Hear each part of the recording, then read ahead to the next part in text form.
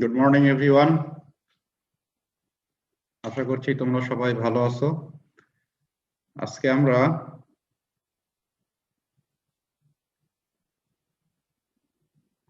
আরেকটি নতুন চ্যাপ্টার শুরু করব।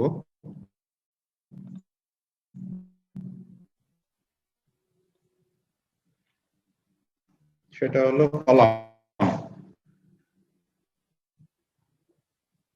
তাহলে আমরা ধীরে ধীরে তোমার বিল্ডিং এর যে কম্পোনেন্ট গুলো আছে সেই কম্পোনেন্ট গুলোর ডিজাইন শিখে ফেলছি। স্ল্যাবের বেশ কিছু টাইপ তোমাদের শেখা হয়ে গেছে, 1 ওয়ে এবং 2 ওয়ে সাপোর্টেড স্ল্যাব, আর বিমলেস স্ল্যাবের ভিতরে ফ্ল্যাট প্লেট এবং ফ্ল্যাট স্ল্যাব তোমাদের শেখা হয়ে গেছে। তো স্ল্যাবের আমাদের এখানে সিলেবাসে যতটুকু দুটো সেমিস্টারের কোর্স কন্টেন্ট রয়েছে সেটা তোমাদের অলরেডি কমপ্লিট হয়ে গেছে। স্ল্যাবের আর তোমাদের বিএসসি ইঞ্জিনিয়ারিং এ নতুন কোনো মডিউল নেই। বিমের ক্ষেত্রেও তোমরা 3.1 এ সাকিব হ্যান্ড রেজ করেছো কেন? 1701,005। স্যার একটা কোশ্চেন ছিল স্যার। স্যার এলএন এর ভ্যালুটা স্যার কিভাবে বের করব? ক্যাপিটাল টু ক্যাপিটাল নাকি কলাম টু কলাম? আচ্ছা, আমি বলছি, ঠিক আছে।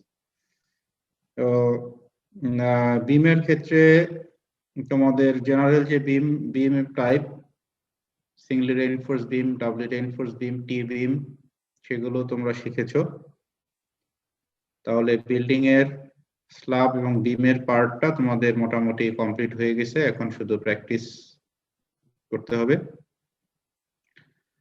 আজকে আমরা কলাম শুরু করছি। প্যারালালি তোমাদের মিস্টার শেখ সাকিব, উনি তোমাদেরকে ফাউন্ডেশন পড়াচ্ছেন। স্ল্যাব থেকে বিম এবং কলাম হয়ে লোডটা ফাউন্ডেশনে ট্রান্সফার হবে। তাহলে ফাউন্ডেশনের ডিজাইনটাও তোমরা প্যারালালি শিখছো। আর এর মাঝখানের যে কম্পোনেন্ট গুলো রয়েছে, লিন্টেল এবং স্টেয়ারকেস, সেগুলো তোমাদেরকে এই সেমিস্টারেই শেখানো হবে। তাহলে কম্পোনেন্ট গুলো শেখা হয়ে গেলে তোমাদের কাজ হবে সেগুলোকে অ্যাসেম্বলিং করা। একটা কমপ্লিট একটা বিল্ডিং ডিজাইনের ক্ষেত্রে একটা ছোটখাটো প্ল্যান তুমি নিজেই জেনারেট করবে। জেনারেট করে সেই বিল্ডিং এর একদম top to bottom you try yourself to design the complete building to grow your confidence. এটা তোমরা নিজেরাই ট্রাই করবে। ইন অ্যাডিশন প্রবাবলি তোমাদের একটা সেশনালে, এই সেমিস্টারের একটা সেশনালে হয়তো বা সেটার কিছু কন্টেন্ট, ডিজাইন সেশনালে সেটার কন্টেন্ট থাকতে পারে। তো যেটা কোশ্চেন করেছো যে এলএন, সাকিব কোশ্চেন করেছো এলএন কিভাবে আমরা বের করব। এলএনটা হচ্ছে সাপোর্টের ভিতরের ক্লিয়ার ডিস্টেন্স, অর্থাৎ সাপোর্ট বলতে কলাম। কলাম এই ক্ষেত্রে ফ্ল্যাট, তুমি সম্ভবত ফ্ল্যাট প্লেট বা ফ্ল্যাট স্ল্যাবের ক্ষেত্রে জিজ্ঞাসা করেছো। তো এলএনটা হবে centre clear distance between the supports, that means clear distance between the columns. Okay, LN. আর যেটা এল, সেটা centre to centre distance between the support. Sir আরেকটা কোশ্চেন স্যার, এখানে তো স্যার কলামের ডাইমেনশন দেওয়া নেই, ক্যাপিটালের ডাইমেনশন দেওয়া ছিল। কলামের ডাইমেনশনটা, হ্যাঁ, প্রবলেমে কলামের ডাইমেনশনটা দেওয়া নেই। ওখানে আমরা অ্যাসিউম করে নিয়েছি যে কলামটা 2 ফিট ডায়ামিটারের একটা কলাম, ওটা আমরা অ্যাসিউম করে নিয়েছি আর কি। যেহেতু ডাইমেনশনটা ওখানে দেওয়া নেই, অ্যাসিউম করে নিয়েছি। আর প্র্যাকটিক্যালি তুমি যখন কাজ করবে তখন তো ডাইমেনশন তোমার জানাই থাকবে। S M Tanvir. স্যার একটা প্রশ্ন ছিল স্যার। স্যার আসসালামু আলাইকুম। নমস্কার তানভীর, বলো। স্যার আপনি যেটা স্যার মানে ফ্ল্যাট স্ল্যাবের ক্ষেত্রে যেটা আপনি কয়েছিলেন ডাব্লিউএসডি মেথডে, কিন্তু আপনি দিয়েছিলেন যে ইউএসডি মেথডে, মানে ডিরেক্ট ডিজাইন মেথডে আমাদেরকে করতে বলছিলেন। জি, স্যার সেই ক্ষেত্রে স্যার আমরা যে স্ল্যাব থিকনেসটা ফার্স্টে যে বের করতেছি, ওইটা কি আমরা ডিরেক্ট ডিজাইন মানে ডিরেক্ট ডিজাইন মেথডের ক্ষেত্রে কি আমরা ফ্ল্যাট প্লেটে যেই থিকনেসটা যেই ইয়াতে বের করছিলাম ক্রাইটেরিয়াতে ওইভাবে বের করবো, না ডাব্লিউএসডি মেথডে যে থিকনেসটা বের করতে ওইভাবে করবো? না, আমরা তো তোমাদেরকে যেটা করতে বলেছি সেটা তো কমপ্লিটলি ডিরেক্ট ডিজাইন মেথড, জি স্যার। তাই না? কাজে ডাব্লিউএসডি এর কোনো কথাই এখানে আর আসবে না। স্যার ওইখানে স্যার আপনি যে মানে ওইখানে তো আমাদের ক্লিয়ার স্প্যানের লিঙ্কটা লাগবে, কিন্তু এখানে তো স্যার কলামের কোনো ডাইমেনশন দেওয়া ছিল না। কলামের ডাইমেনশন দেয়া নেই, ওই যে বলে দিলাম কলামের ডাইমেনশনটা অ্যাসিউম করে নিবা। আরসিসি তে তোমার যেটাই দেয়া থাকবে না সেটাই হলো অ্যাসিউম করে নিতে হবে, এটা একটা সুবিধা। জি স্যার। স্যার আরেকটা প্রশ্ন ছিল স্যার। এবং that should be a reasonable value. Okay, এখন তুমি মনে করো কলামের ডাইমেনশন দেয়া নেই, তুমি ডাইমেনশন অ্যাসিউম করে নিলা 10 ফিট, তো দ্যাট ইজ নট রিজনেবল। তোমাকে এটা রিজনেবল ভ্যালু অ্যাসিউম করে নিয়ে কাজ করতে হবে। স্যার একটা বলো। প্রশ্ন ছিল স্যার। হ্যাঁ বলো।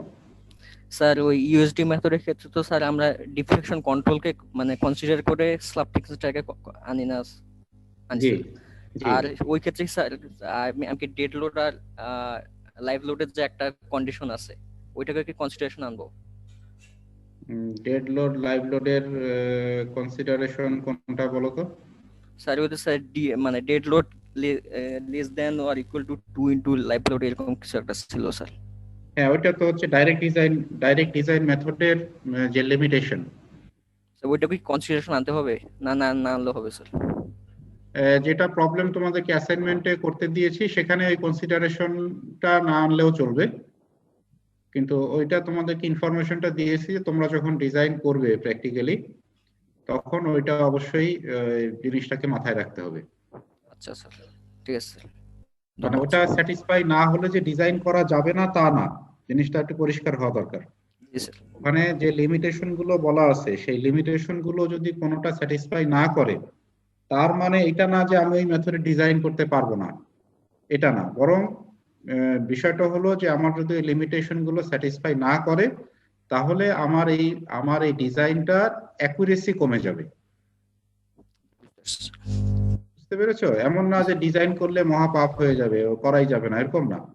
বরং আমার যদি লিমিটেশনের যে 5টা বা 6টা লিমিটেশন আছে ওই 5টা বা 6টা লিমিটেশনের এক বা একাধিক যদি স্যাটিসফাই না করে তাহলেও ডিজাইন করা যাবে, কিন্তু আমার ডিজাইনের অ্যাকুরেসিটা কমে যাবে। এটা হলো ওটার সিগনিফিকেন্স। জি স্যার, ঠিক আছে। ধন্যবাদ স্যার। ওকে, তাহলে আমরা আজকে কলাম শুরু করব। ইতিপূর্বেও তোমাদের বলেছি যে কলাম হলো বিল্ডিং এর যে স্ট্রাকচারাল কম্পোনেন্ট গুলো রয়েছে সেই স্ট্রাকচারাল কম্পোনেন্ট গুলোর ভিতরে মোস্ট ইম্পর্টেন্ট স্ট্রাকচারাল কম্পোনেন্ট হলো কলাম, মোস্ট ইম্পর্টেন্ট। অন্যান্য ইন এ স্ট্রাকচার এবং বা বিম যদি ফেইল করে তাহলে সেই ফেইলিউর গুলোকে আমরা লোকাল ফেইলিউর বলি, অর্থাৎ বিল্ডিং এর ওই পর্শনটুকু হয়তো বা তোমার আনইউজেবল হয়ে যাবে, কিন্তু একটা স্ট্রাকচারে বা একটা বিল্ডিং এর যদি কলাম ফেইল করে তখন সেটাকে একটা গ্লোবাল ফেইলিউর হিসেবে কনসিডার করা হয় এবং in most of the cases সেই স্ট্রাকচারটা তার সার্ভিসিবিলিটি নষ্ট হয়ে যায় বা ইউজেবল থাকে না, এবং একটি মাত্র কলাম ফেইল করার কারণে একটা টোটাল স্ট্রাকচার কলাপস করে যেতে পারে। এ ধরনের বহু হিস্টোরি রয়েছে, বহু এক্সাম্পল রয়েছে।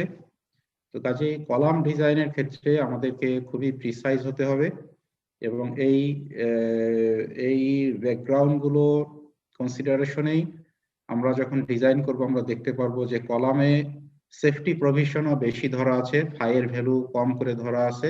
স্ল্যাব বা বিমে ফাই যে স্ট্রেংথ রিডাকশন ফ্যাক্টর যেটা ছিল, কলামের ক্ষেত্রে স্ট্রেংথ রিডাকশন ফ্যাক্টরটা মোর কনজারভেটিভ। আর একটা কনস্ট্রাকশন ডিফিকাল্টিসটা আমরা এর আগেও তোমাদের সাথে ডিসকাশন করেছি হয়তোবা ক্লাসরুমে।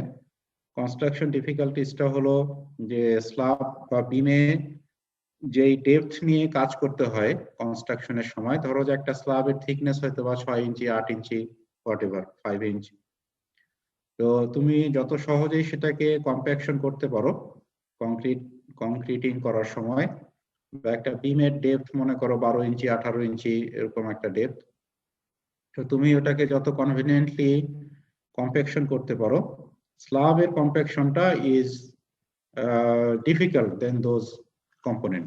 কারণ স্ল্যাব তুমি কলামের কনস্ট্রাকশনটা is more difficult.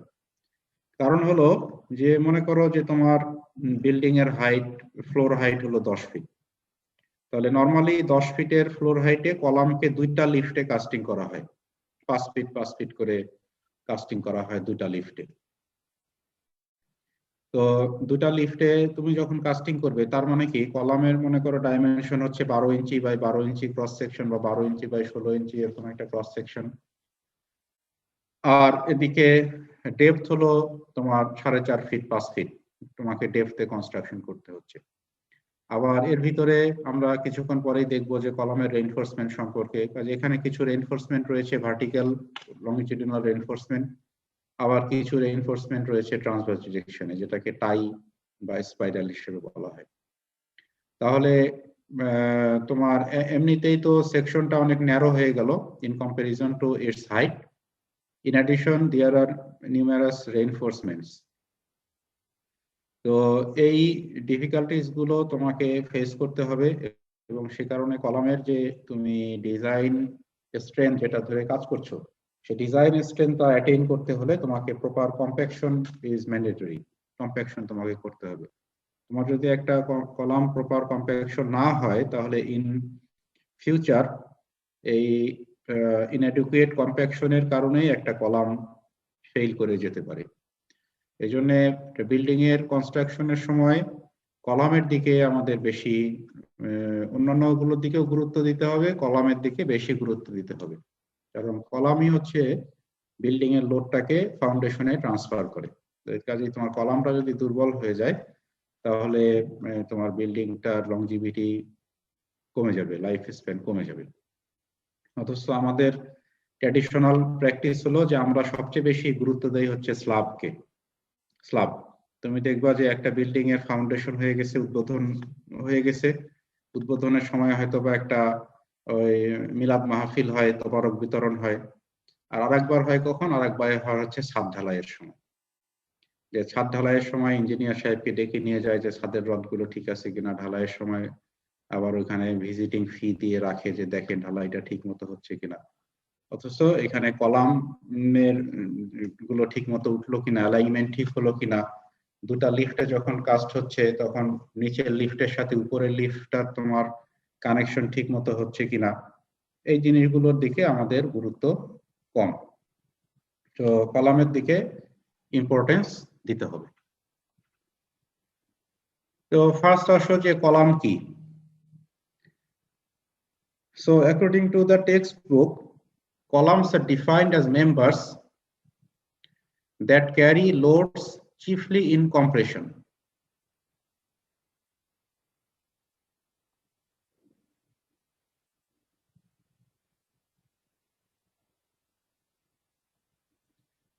Chiefly in compression, অর্থাৎ কলাম যে লোডটা ক্যারি করে সেটা চিফলি, or not always, chiefly in compression। ঠিক আছে, এরপরে বলছে usually columns carry bending moments as well. তাহলে শুধুমাত্র কম্প্রেশন লোড যে ক্যারি করে তা না, এটা বেন্ডিং মোমেন্টও ক্যারি করে। কিভাবে? About one or both access of the cross section, যে কোনো ক্রস সেকশনের অ্যাবাউটে যে কোনো একটা এক্সিসে অথবা দুটা এক্সিসে। and the bending action may produce tensile forces over a part of the cross section। এবং যেহেতু এটা বেন্ড হয়ে যাচ্ছে, কলামটা যখন একদিকে বেন্ড হয়ে যাচ্ছে, তার মানে বেন্ড হয়ে গেলে তোমার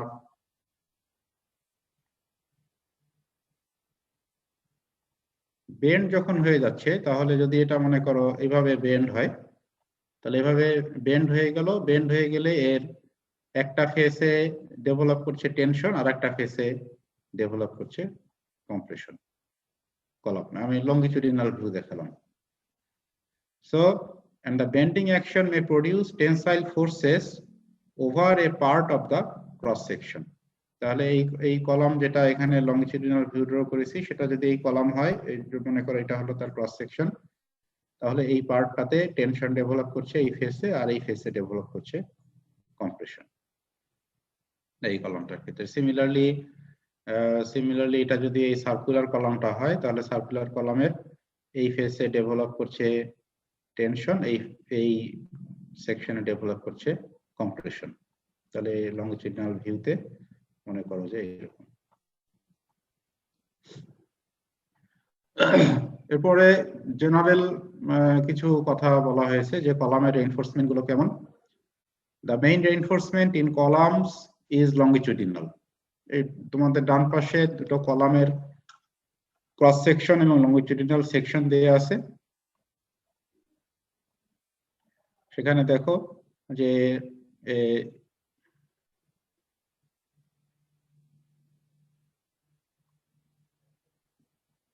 এগুলো হচ্ছে লংগিটিউডিনাল বার, এই যেগুলো হচ্ছে লংগিটিউডিনাল বার ভার্টিক্যাল, এখানে এই ফেসে চারটা দেখা যাচ্ছে। আর ক্রস সেকশনের ক্ষেত্রে এই যে যেগুলো সলিড সার্কেল, কালো রঙের সলিড সার্কেল ব্ল্যাক কালার, এগুলো হচ্ছে সেই লংগিটিউডিনাল বার।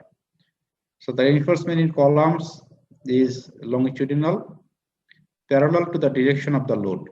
তাহলে যেই ডিরেকশনে তোমার লোড অ্যাপ্লাই করা হয়, যেই ডিরেকশনে লোড অ্যাপ্লাই করা হয় সেই ডিরেকশনের সাথে প্যারালাল থাকে হচ্ছে কলামের লংগিটিউডিনাল বার গুলো। তাহলে তোমার এই এটা হচ্ছে লোডের ডিরেকশন, তাহলে সেই ডিরেকশনের সাথে longitudinal bar গুলো parallel and consists of bars arranged in a square, rectangular or circular pattern. তাহলে এটা হলো কলামের তোমার কি ধরনের কি শেপের কলাম সেটার কথা বলেছে। সার্কুলার হতে পারে, রেক্টেঙ্গুলার হতে পারে, স্কোয়ার হতে পারে, ইন সাম কেসেস ট্রায়াঙ্গুলারও হতে পারে।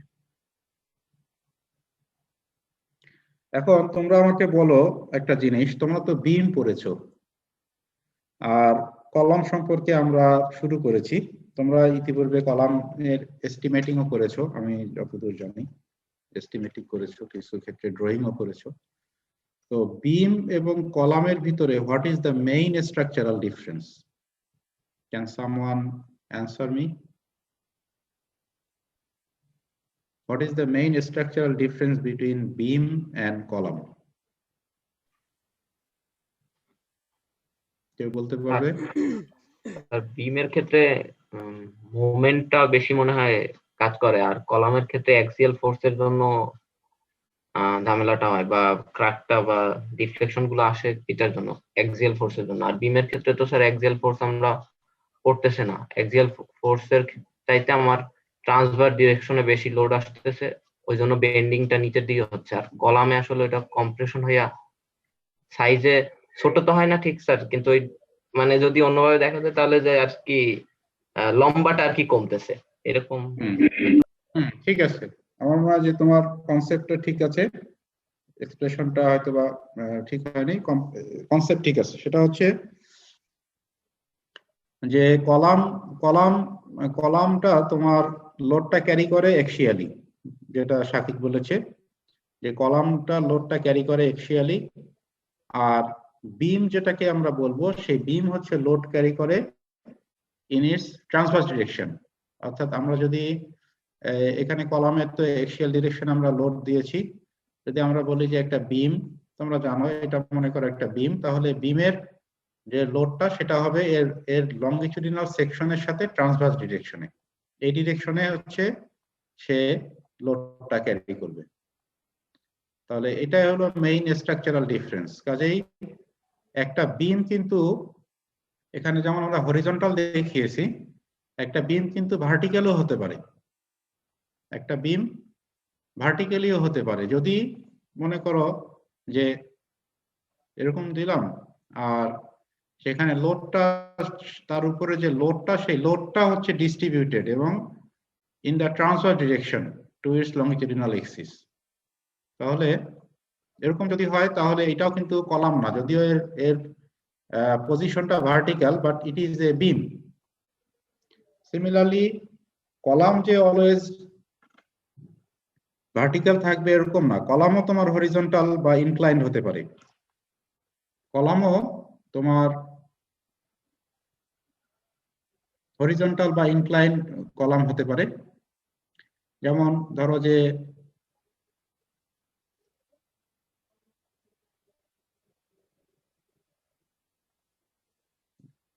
এখানে তার এক্সিস বরাবর যদি সে লোড ক্যারি করে, পজিশন হচ্ছে লোকেশন বা পজিশন হচ্ছে তার হরিজন্টাল, কিন্তু লোডের যে অ্যাপ্লিকেশন বা লোডের যে direction it is parallel to its longitudinal axis, তাহলে এটাকেও কিন্তু আমরা বলবো কলাম, বা এর ক্ষেত্রে কিছু কিছু ক্ষেত্রে স্ট্রাট বলা হয়, মোর স্পেসিফিক্যালি বলা হয় যে কম্প্রেশন মেম্বার। আর তোমাদের যে লিনসলের বই সেখানে দেখবা যে কলামকে তারা কম্প্রেশন মেম্বার বলতে বেশি প্রেফার করে, তাহলে এটাও কিন্তু কলাম বা কম্প্রেশন মেম্বার।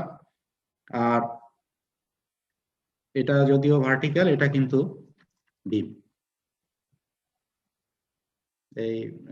এইটা কিন্তু যদিও ভার্টিক্যাল, কিন্তু যেহেতু লোড ক্যারি করছে তার ট্রান্সভার্স ডিরেকশনে, so it will be considered as a beam.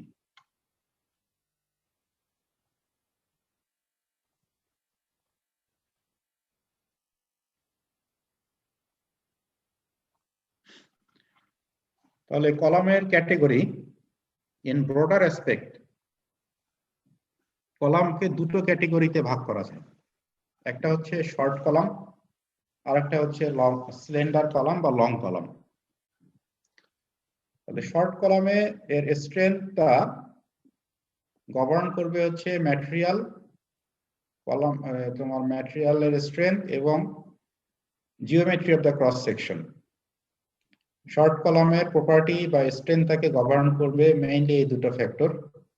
On the other hand slender column, এটার তোমার এর যে স্ট্রেংথ, এর যে এক্সিয়াল লোড ক্যারিং ক্যাপাসিটি, সেটা সিগনিফিকেন্টলি রিডিউস হবে এর ল্যাটারাল ডিফ্লেকশনের কারণে। যদি সেরকম হয় তাহলে সেটাকে আমরা স্লেন্ডার কলাম বলবো। ইন জেনারেল স্লেন্ডার কলাম হলো যে তার ক্রস সেকশনাল ডাইমেনশনের তুলনায় যদি তার লেন্থ অনেক বেশি হয় তাহলে সেটাকে আমরা স্লেন্ডার কলাম বলবো, আর না হলে সেটাকে আমরা শর্ট কলাম বলবো। আর স্লেন্ডার কলামের ক্ষেত্রে তার যে vertical load carrying axial load carrying capacity, এই অ্যাক্সিয়াল লোড ক্যারিং ক্যাপাসিটিটা মোস্টলি রিডিউস হয়ে যাবে তার ল্যাটারাল ডিফ্লেকশনের কারণে। তো আমাদের এই কোর্সে আমরা মেইনলি শর্ট কলাম পড়ব, আর লং কলাম আমরা আমাদের এই কন্টেন্টের ভিতরে নাই, পড়া উচিত। এটা পরবর্তীতে হয়তো বা আমাদের কোর্স কন্টেন্ট যখন কারেকশন হবে বা আপগ্রেডেশন হবে, এটাকে সিলেবাসে অন্তর্ভুক্ত করা দরকার স্লেন্ডার কলামটা। যদিও আমাদের ক্রেডিটের সংখ্যা দিন দিন কমে আসছে, তোমরা এখন 160 ক্রেডিট পড়ছো, এটাকে আরো কমিয়ে 140 ক্রেডিটের প্রপোজালও চলছে। তো এগুলো আমরা যখন পড়াশোনা করেছি, আমাদের সময় কিন্তু আমরা বিএসসি ইঞ্জিনিয়ারিং করতে আমাদের 220 ক্রেডিট কমপ্লিট করতে হয়েছে, 220 ক্রেডিট। তো তোমরা করছো 160 ক্রেডিট, তার মানে 60 ক্রেডিট ওখানে কমে গেছে। তারপরে আবার এখন 160 থেকে কমিয়ে কারো প্রপোজাল হচ্ছে সেটাকে 140-তে নিয়ে আসা। ওয়ার্ল্ডের কিছু ইউনিভার্সিটিতে, রিকগনাইজড কিছু ইউনিভার্সিটিতে 140 ক্রেডিটে তারা ডিগ্রি দেয়। তো কম্প্যাক্ট করতে করতে কিন্তু আমরা তাদেরকে কিছু পার্ট অনুসরণ করছি আর কিছু পার্ট অনুসরণ করছি না, এটা হলো একটা প্রবলেম। যে পার্টটা আমরা অনুসরণ করছি সেটা হচ্ছে যে ওরা কম ক্রেডিটে ডিগ্রি দেয়, আর যেই পার্টটা অনুসরণ করছি না সেটা হচ্ছে যে ওদের 3 ক্রেডিটের যদি একটা কোর্স থাকে তাহলে ওরা 6 ক্রেডিটের বেশি সেটাতে টিউটোরিয়াল করে, 6 ক্রেডিটের বেশি। এবং এখানে তোমার যদি সপ্তাহে মনে করো যদি এখানে 3 ঘন্টার বা 4 ঘন্টার যদি থিওরি ক্লাস থাকে, তাহলে দেখা যাবে যে সেখানে কমপক্ষে সপ্তাহে 6 ঘন্টা টিউটোরিয়াল ক্লাস আছে। তো সেই জিনিসটা আমরা করছি না, যে ওদের ওই যে শর্টেন করে নিয়ে আসতেছে সেটাকে তারা মেকআপ করছে কোথায়, তাহলে সেই পার্টটা আমরা ফলো করছি না, আমরা শুধু এদিকে ক্রেডিট কমাতে ব্যস্ত। কমাতে এখন এই মূল জিনিসগুলো আসলে পড়ানো ডিফিকাল্ট হয়ে যাচ্ছে। ওয়ালিউল বলো। স্যার আগের স্লাইডে একটা কোশ্চেন ছিল স্যার। বলো স্যার আপনি যেটা দেখালেন স্যার, কলামে যখন লংগিটিউডিনাল অ্যাক্সিস বরাবর লোড আসতেছে তখন সেটাকে আমরা তাহলে কলাম বলতেছি, আর যখন ট্রান্সভার্স ডিরেকশনে ফোর্স আসতেছে তখন তাহলে সেটাকে আমরা বিম বলতেছি, তাই না স্যার? জি স্যার যে কলামগুলো স্যার বিভিন্ন আর্কিটেকচারাল কারণে দেওয়া হয় হলো স্ল্যান্টেড আকারে, মানে একবারে মানে একটা অ্যাঙ্গেল আকারে দেওয়া থাকে, সেইগুলোর ক্ষেত্রে তাহলে কি হবে? ইনক্লাইন্ড হিসেবে। জি স্যার, ইনক্লাইন্ডের ক্ষেত্রে লোডটা কিন্তু স্যার পারপেন্ডিকুলারই আসতেছে, কিন্তু ওটার অ্যাক্সিস বরাবর তো থাকতেছে না স্যার, অ্যাক্সিসের সাথে একটা অ্যাঙ্গেল করে থাকতেছে। তখন এখন তাহলে কি বলবো স্যার? হ্যাঁ, এখন ওইখানে তোমার ওইখানে দেখতে হবে যে আর্কিটেকচারাল ভিউ এর কারণে তোমার যেটা স্ল্যান্টেড তুমি বলছো বা ইনক্লাইন কলাম যেটা বলছো, সেটার পারপাস কি আসলে আর্কিটেকচারাল নাকি সেটা স্ট্রাকচারাল একটা মেম্বার, এটা হলো ফার্স্ট তোমাকে আইডেন্টিফাই করতে হবে।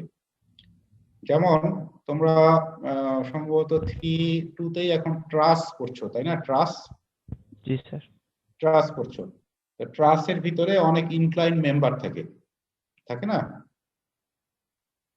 ট্রাসের ভিতরে অনেক ইনক্লাইন মেম্বার থাকে। ট্রাসটা তোমার কম্পোজিশন হয় হচ্ছে ভার্টিক্যাল কিছু মেম্বার থাকে, হরিজন্টাল কিছু মেম্বার থাকে, ইনক্লাইন কিছু মেম্বার থাকে। এবং ট্রাসের যে এটা সম্ভবত তোমরা 3-2-1-1-1 পড়ছো বা পড়বে, আমার এখনো শুরু হয়েছে কিনা।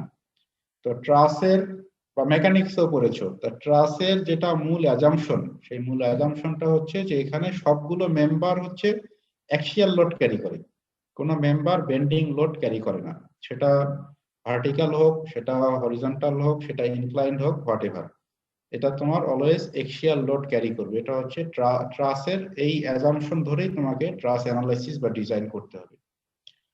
তো তুমি যে কোশ্চেনটা করেছো যে এখন ওই মেম্বারটা স্ল্যান্টেড অবস্থাতে আছে, এটাকে দেখতে হবে যে এই মেম্বারটা কি আসলে স্ট্রাকচারাল একটা মেম্বার নাকি এটা শুধুই আর্কিটেকচারাল অর্নামেন্টেশনের কারণে দেওয়া হয়েছে। যদি স্ট্রাকচারাল মেম্বার হয় তাহলে এবং সেটা যদি তোমার স্ল্যান্টেড অবস্থাতে থাকে, তাহলে এইখানে পসিবিলিটি বেশি যে সেটা এক্সিয়াল লোড ক্যারি করছে, পসিবিলিটি বেশি যে সেটা ডায়াগোনাল ব্রেসিং হিসাবে ইউজ করা হয়েছে। তো ব্রেসিং হিসাবে যদি ইউজ করা হয়, তাহলে ব্রেসিং হিসাবে ইউজ করলে এর ফাংশনটা অনেকটাই ট্রাসের মতো হয়ে যায়, যে এটা এক্সিয়াল লোড ক্যারি করে। এক্সিয়াল লোড যখন ক্যারি করবে তখন তোমাকে এর এক্সিয়াল ফোর্স ধরেই ডিজাইন করতে হবে, লাইক এ স্ট্রাট।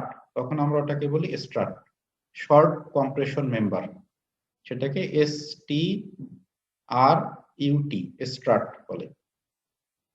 তো ওইটা তোমাকে দেখতে হবে। আর যদি শুধু আর্কিটেকচারাল অর্নামেন্টেশনের জন্য এটাকে ইউজ করা হয়, তাহলে তো ওর উপরে কোনো লোড থাকবে না, শুধুমাত্র ওর সেলফ ওয়েটের কারণে যেন বেন্ডিং না হয়ে যায়, তখন তোমাকে ওটা বিমের মতো করে ডিজাইন করতে হবে, যে সেলফ ওয়েটে যেন ওটা বেন্ডিং না হয়ে যায়, সেই পরিমাণ রিইনফোর্সমেন্ট ওখানে তোমাকে দিতে হবে ওর টেনশন ফেসে। ঠিক আছে অলিউল? জি স্যার। জি, তো এটা প্রথমে ফার্স্ট হলো আইডেন্টিফাই করতে হবে যে what is the purpose of that slanted member, এটাকে আগে আইডেন্টিফাই করতে হবে। আইডেন্টিফাই যদি হয়ে যায়, দেন দ্য ডিজাইন ইজ ইজি। তাহলে এখানে আমি শর্ট কলাম এবং স্লেন্ডার কলামের বিষয়ে আমরা আলোচনা করছিলাম। তো যেহেতু স্লেন্ডার কলামটা তোমাদের আপাতত এই সিলেবাসের ভিতরে নেই, আমি তোমাদেরকে সামান্য কিছু ধারণা এর উপরে দিব, আর ডিটেইলটা আমরা পড়বো হচ্ছে শর্ট কলামের উপরে। স্লেন্ডার কলামে জাস্ট তোমাদেরকে কিছু ধারণা দিব যে হোয়াট ইজ স্লেন্ডার কলাম, একটু ধারণা দিব। তাহলে এসিআই কোড অনুযায়ী স্লেন্ডার কলামের ক্রাইটেরিয়া। তো এখানে ফার্স্ট যে ক্রাইটেরিয়া এসিআই কোড বলছে,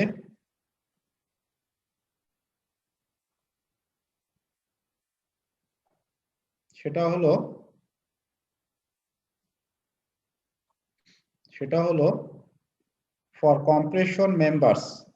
দেখো এখানে এই যে কম্প্রেশন মেম্বার্স বলেছে, কলাম শব্দটা ইউজ করেনি, বলেছে কম্প্রেশন মেম্বার্স, এসিআই বলছে for compression members braced against side sway that is in non-sway structure। তাহলে যে স্ট্রাকচারটা সাইড সোয়ে হবে না, সোয়ে কি জিনিস আমি তোমাদের দেখাচ্ছি। তাহলে for compression members based against side sow, যেটা সাইড সোয়ের এগেইনস্টে ব্রেসিং করা আছে, the effect of slenderness may be neglected when KL/R is less than 34 plus 12 M1/M2 and KL/R less than equal two 40। তাহলে এই ক্রাইটেরিয়াটা যখন স্যাটিসফাই করবে, যদি এই এটা নন সোয়ে স্ট্রাকচার হয়, তাহলে নন সোয়ে স্ট্রাকচারের ক্ষেত্রে তোমার এই KL বাই R এর রেশিও যদি 40 থেকে কম হয়, অথবা 34 প্লাস 12 M1 বাই M2 এর থেকে কম হয়, তাহলে সেটাকে আমাদের শর্ট কলাম হিসেবে ডিজাইন করলেই চলবে। স্লেন্ডারনেস ইফেক্ট সেখানে কনসিডার না করলেও হবে। First criteria.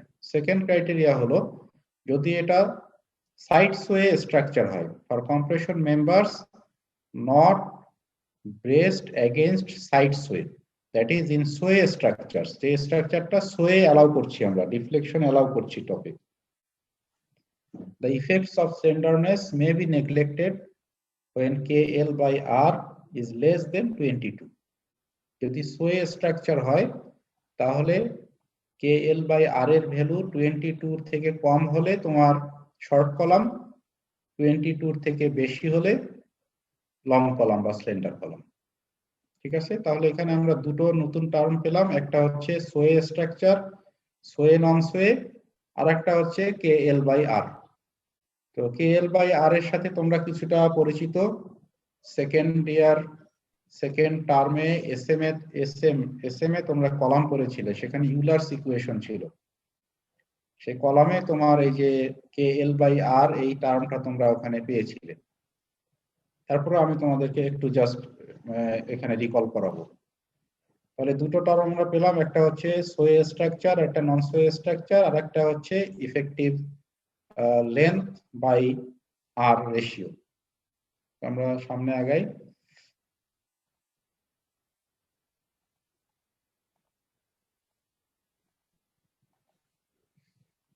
What is sway and non-sway structure? তাহলে ফার্স্ট হলো জাস্ট এই পিকচার টেলস এভরিথিং।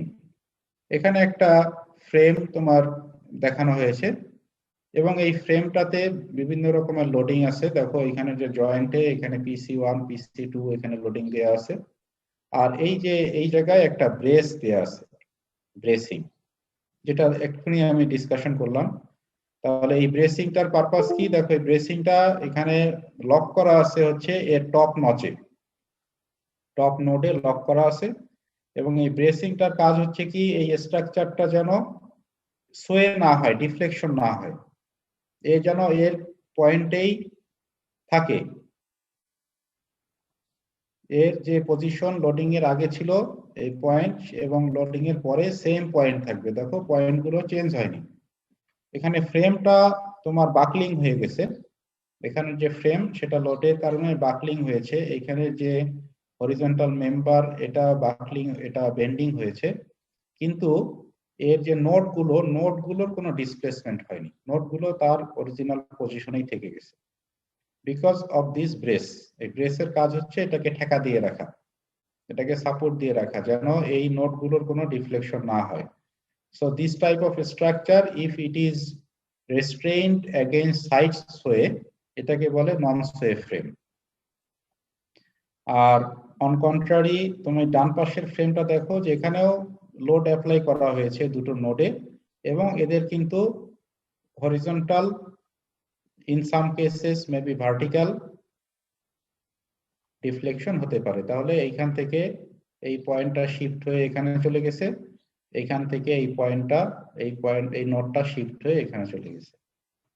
তাহলে this is a sow structure, এটা সাইড সোয়ে হয়েছে, সাইডে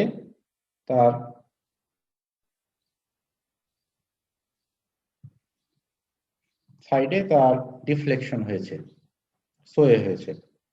তাহলে এই ওই যে দুটা ক্রাইটেরিয়া এসসিআই এর, একটা হচ্ছে নন সোয়ে ফ্রেমের জন্য, আর একটা হলো সোয়ে ফ্রেমের জন্য। তাহলে নন সোয়ে ফ্রেমের জন্য ছিল KL by R less than equal 40, আর সোয়ে স্ট্রাকচারের জন্য ছিল KL by R less than equal to 22। তাহলে ওই ক্রাইটেরিয়া যদি তোমার এক্সিড করে, তাহলে তোমাকে স্লেন্ডার কলাম হিসেবে ডিজাইন করতে হবে। নেক্সট আসো, এটা তোমাদেরকে আমি ডিটেল যাব না, এই জাস্ট তোমাদেরকে রিমাইন্ড করার জন্য দেখাচ্ছি আমি।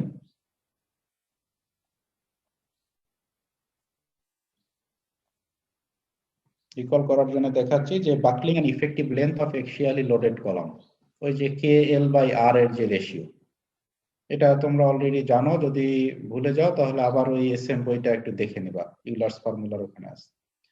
তাহলে ফার্স্ট যেটা সেটা হচ্ছে যদি বোথ এন্ড তোমার পিন করা থাকে, বোথ এন্ড যদি পিন বা হিঞ্জ করা থাকে, তাহলে আমাদের ইফেক্টিভ লেন্থ হচ্ছে KL ইকুয়াল টু হলো L। যদি বোথ এন্ড ফিক্স করা থাকে তাহলে ইফেক্টিভ লেন্থ হলো L/2। তারপরে এইটা হয়তো বা তোমাদের ওখানে ছিল কিনা আমার জানা নাই। এটা হচ্ছে যদি এই কলামটা একটা সেকেন্ডারি কলাম হিসেবে কাজ করে, দুটা বিমের মাঝখানে কলাম বা একটা কম্প্রেশন মেম্বার তুমি প্রোভাইড করেছো, তাহলে তোমার এখানে ফুল লেন্থ নিয়ে কাজ করতে হবে। যদি ওয়ান এন্ড ফিক্স এবং আনাদার এন্ড ফ্রি হয় তাহলে তোমার ইফেক্টিভ লেন্থ হবে 2L। যদি one end fix another end pin হয় তাহলে তোমার এখানে কাজ করতে হবে L লেন্থ নিয়ে। আর এখানে যদি এই ক্রাইটেরিয়াটা আগেরটা থেকে একটু ডিফারেন্ট, এখানে দুটাই হিঞ্জ বিমের সাথে আছে, আর এখানে আছে একটা বিম হচ্ছে রোলার। তাহলে তাহলে এখানে যে লেন্থ সেটা তোমার ইনফাইনাইট একটা লেন্থ ধরে তোমার কাজ করতে হবে। ঠিক আছে, কাজে এগুলো তোমাদের কিছুটা জানা আছে। তাহলে KL/, আমি ফার্স্ট স্লাইডটাতে চলে যাই। তাহলে KL আমরা জানলাম যে এটা হচ্ছে ইফেক্টিভ লেন্থ, আর হচ্ছে radius of gyration. Radius of gyration হচ্ছে square root of I/A। I equal to moment of inertia, A হলো ক্রস সেকশনাল ডাইমেনশন, তার স্কয়ার রুট, এটা হচ্ছে R, রেডিয়াস অফ জাইরেশন। তাহলে KL/R সেই রেশিওটা নিয়ে কাজ করতে হবে, এবং সোয়ে নন সোয়ে ফ্রেমের জন্য এই ক্রাইটেরিয়া নিয়ে তোমাদেরকে কাজ করতে হবে। যদি তাহলে ফার্স্ট আইডেন্টিফাই করা এখান থেকে জরুরি যে আমি যে কলামটা ডিজাইন করছি সেই কলামটা লং কলামের ক্যাটাগরিতে পড়ে কিনা। তাহলে এইটুকু আইডেন্টিফাই আগে করতে হবে যে আমার যতটুকু নলেজ বা যতটুকু আমি শিখেছি সেই নলেজের ভিতর দিয়ে আমি এটাকে ডিজাইন এটাকে আইডেন্টিফাই করতে হবে। যদি এটা লং কলামের ক্যাটাগরিতে পড়ে তাহলে লং কলামের ডিজাইন করতে হবে, আর in most of the cases short কলামের ক্যাটাগরিতেই পড়বে, মোস্ট অফ দ্য কেসেস। হয়তো কিছু কিছু স্পেশাল কেসে লং কলাম তোমাকে ডিজাইন করতে হবে, বাট একটা প্লেন এন্ড সিম্পল যদি বিল্ডিং হয় বা ট্র্যাডিশনাল বিল্ডিং হয় সেখানে কলামগুলো শর্ট কলামে থাকবে। তারপরেও চেক করে নেওয়া ভালো।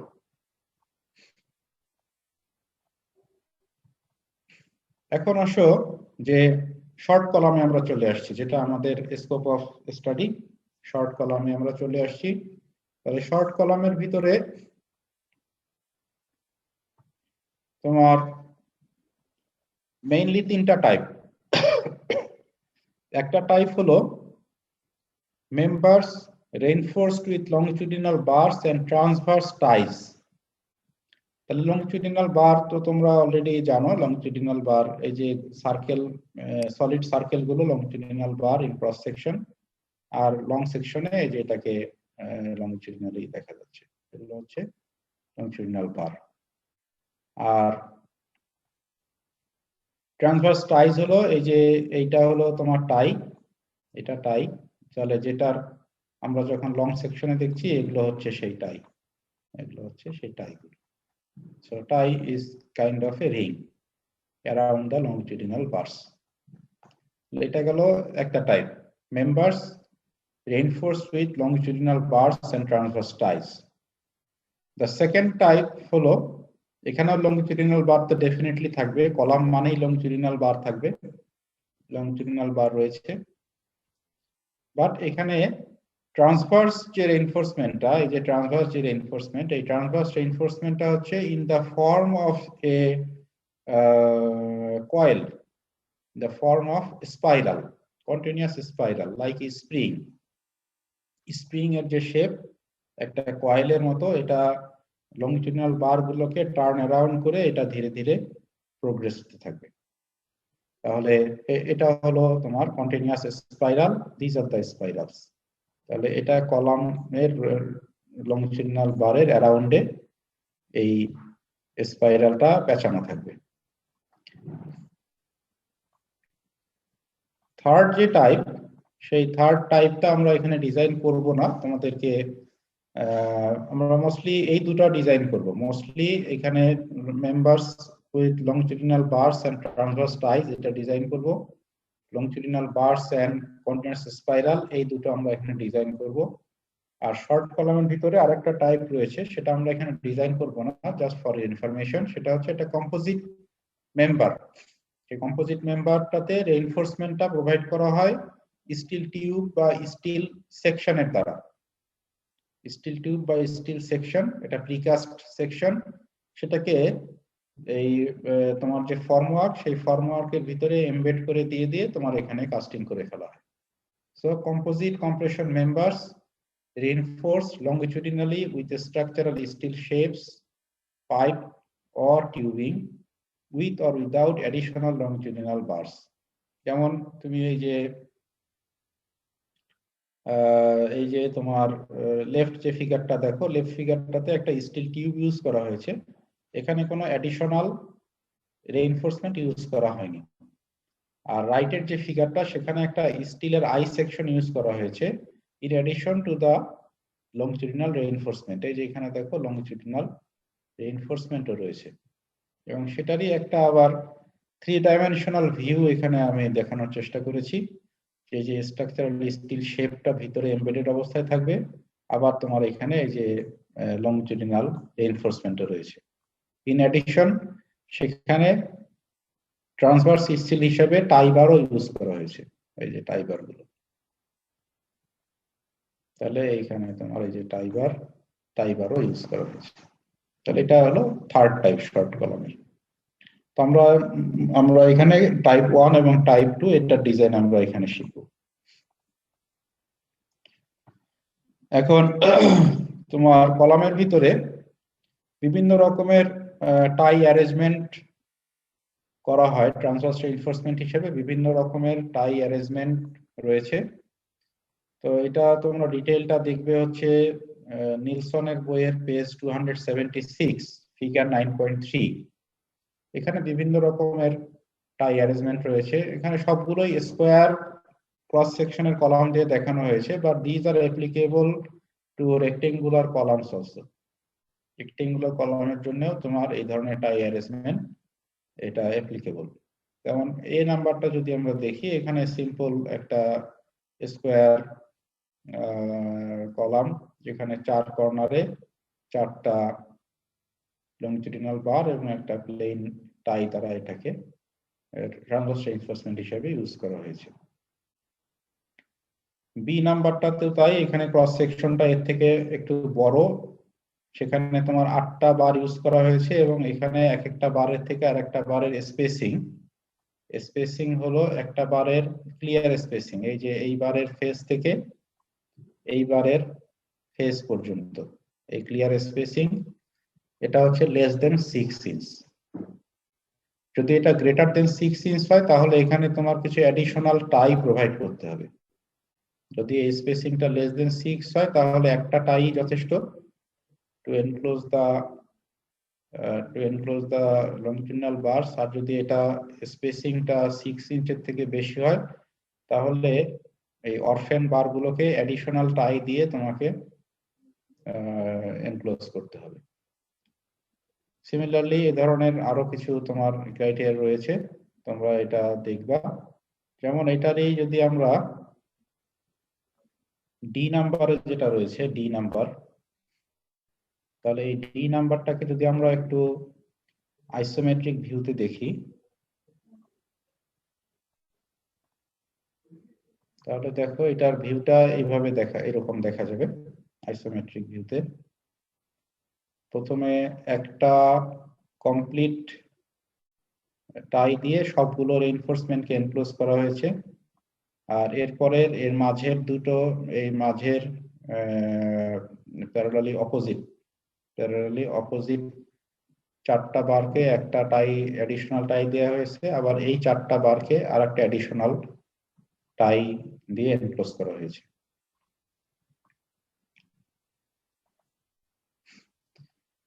কলাম ডিজাইনের ক্ষেত্রে আমরা কিছু ভেরি বেসিক কিছু এসিআই কোড রিকোয়ারমেন্টস সম্পর্কে আজকে জানবো এবং পরবর্তীতে আমরা কিছু ডিজাইনও করব। আজকে হয়তো বা সিম্পল একটা ডিজাইন বা ডিজাইন অ্যানালাইসিস একটা করব, বেশ সিম্পল।